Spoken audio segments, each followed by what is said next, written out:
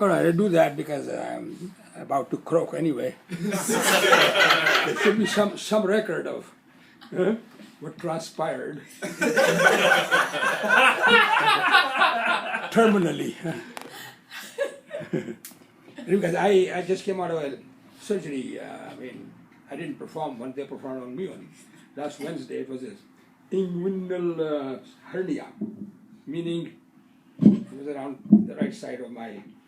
And so after being there for one night, and then I looked at the records that the doctor had published, to the record department, and I looked at it, and it said that there was a chance of losing a testicle.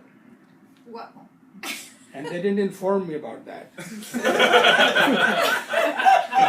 I suppose I would have said, okay, no problem, because I have two. And I don't think you The know. last count. But anyway, they do have those kind of sleeper surprises sitting, because they know that if we tell all the possible risks that there are, there'll be hardly any business. So then when I saw that, I was kind of horrified, but I said, I guess this is the logic behind that. And so there were other harrowing experiences. And the funny thing was that, and I've seen it at other hospitals too, they said, don't bring any valuables. Well, you have to bring some stuff that belongs to you. It may not be valuable to a thief, it's valuable to you. But there is like a threat that if you bring any valuable, we'll steal it, and then you will not be responsible. We will not be responsible. So this is an out. But they do it. It kind of seems very foolish. They should just take care of it and lock it up. But more than 1, 3, 4, 5 people, they keep saying that, repeating it again and again. And the fact is, a few years ago, I had another operation at another place in the north, around San Francisco, and I had a very nice, this kind of a cap, and they stole this. This is not very valuable. So you don't know what's valuable. And this morning I went to a restaurant, and I have this thing about, I don't like those straws that they use with the water. I've been around long enough to have seen that it's like a fashion. The straws are like a fashion. They come and go. Like the men's pants, they become loose, they become tight. These are very tight. And the other day I noticed that it's the new fashion of men that they don't wear socks anymore. So that's very weird. It's uncomfortable too. It's almost like the high heel problem.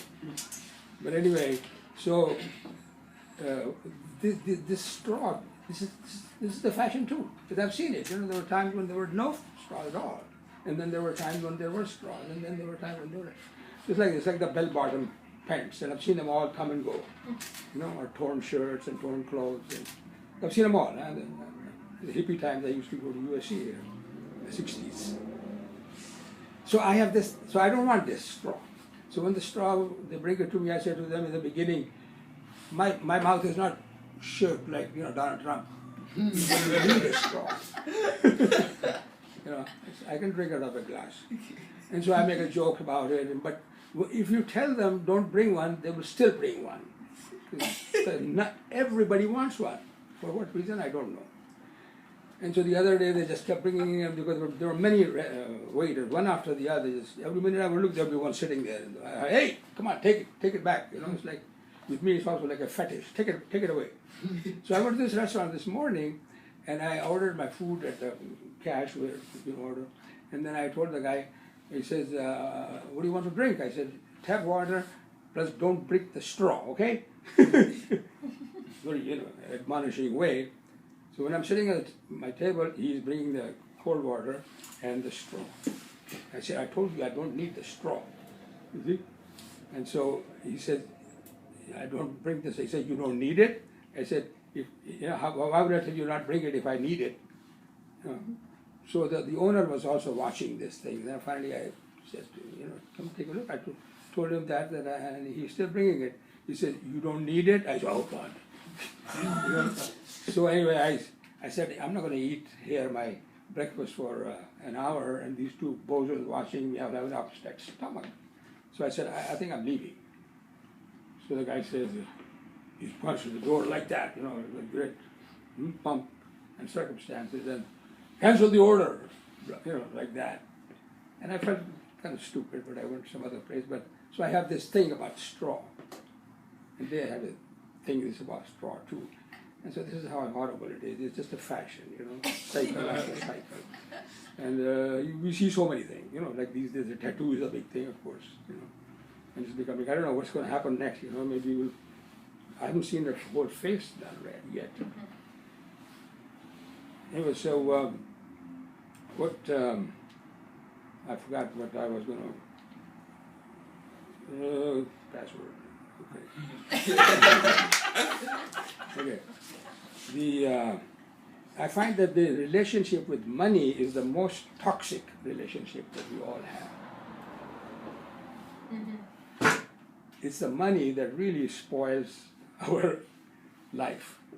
Even the stingy people, they're stingy just because they don't want to spend the money, but they don't mind having more money, or they want to even part with the money, or it's stolen, or they have to give it away to a charity, or even when they die, give it to a, what do you call those, donation? No, whatever they're called. But they would not spend money. There's a big resistance, and that's what stinginess is. And I've seen so many people like that, in my life. So lately, I've tried not to be stingy at all. Because I got tons of money, I'm very old now. And when I was young, I was stingy, I was saving, and I see who the hell is going to spend all this money? I don't want to create a foundation for this. So I find very much relieved. I find like I can buy anything, and any, not Maserati and stuff like that, but anything that's affordable and reasonable. And so I find that I'm very, very liberated as a result of it. My blood pressure should be normal, but it is not for some reason. And I keep telling the doctor what's wrong. I don't eat much salt, and I don't have any worries either. So I want to share this with you, that the relationship with money is so important, and the way to enjoy money is not be stingy. Even sometimes just go and overspend and splurge, just so that you don't feel stingy. And I know it's very hard because you're young, in your 20s and so on.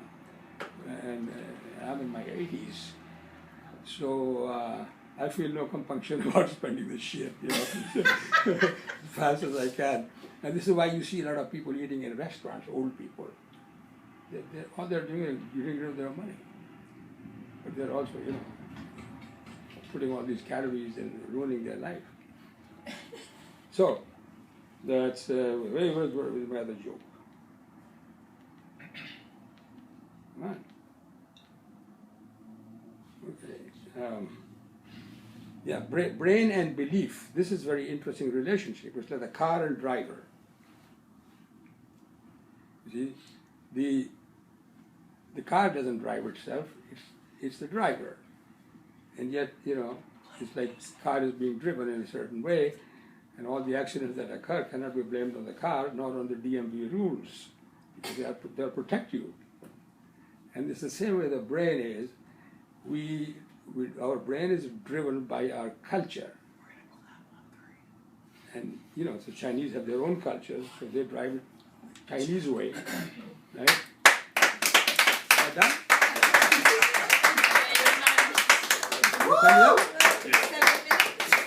Is it time up? Yeah, you got the light a little bit ago. Yeah. Okay, all right. There you go, Javi. Okay,